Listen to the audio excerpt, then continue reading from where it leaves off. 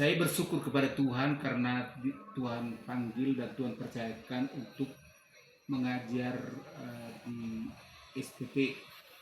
Salah satu materi ajar atau mata kuliah yang saya sampaikan adalah sejarah gereja. Sejarah gereja itu terdiri dari 3 bagian. Ada sejarah gereja umum, ada sejarah gereja Asia, ada sejarah gereja Indonesia. Ketiga sejarah gereja ini saya bisa tuntaskan dalam menulis. Saya awali dengan menulis sejarah gereja umum. Sejarah gereja umum, sejarah gereja umum ini sebenarnya ketika ditelusuri lebih tepatnya yang dimulai dari Eropa lah, tapi sebenarnya bukan dari Eropa gereja berdiri, tapi tentunya dimulai dari Yerusalem lah, ketika Tuhan Yesus mengutus sebelum dia naik ke surga, mengutus murid-muridnya sebagai saksi. Itu yang dikenal dengan Aman Agung. Berdiri di sana gereja yang pertama, yang khususnya di kota Antioquia berdirilah sejarah gereja di Antioquia dengan sebutan Kristen yang pertama kali, sampai akhirnya ke Eropa, sampai akhirnya ke seluruh dunia. Baru kemudian saya tulis lagi untuk periode berikutnya, itu sejarah gereja Asia.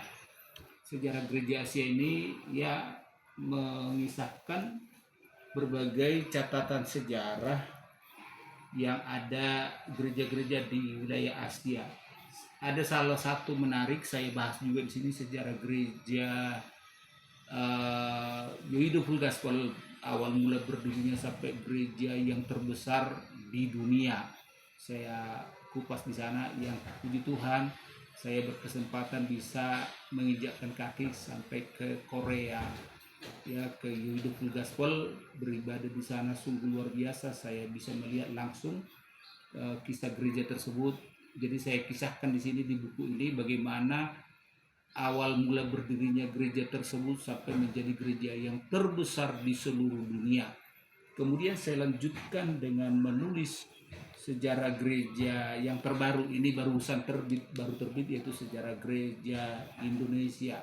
Sejarah gereja Indonesia ini dimulai dari gereja yang berdiri di Sumatera, ya, di Jawa, di Bali, setiap pulau, di Bali, di Nusa Tenggara, Kalimantan, Ambon, Sulawesi, sampai Papua, semua pulau.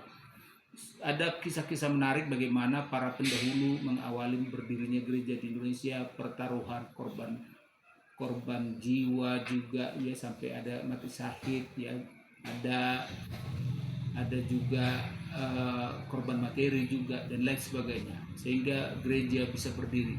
Jadi kita bersyukur berkat para pendahulu itulah gereja berdiri di Indonesia. Jadi bagi Anda yang mendapatkan secara komplit bisa menghubungi saya. Yang ketiga, buku ini diterbitkan oleh penerbit Andi atau langsung ke penerbit Andi. Tuhan kiranya memberkati kita semua. Amin.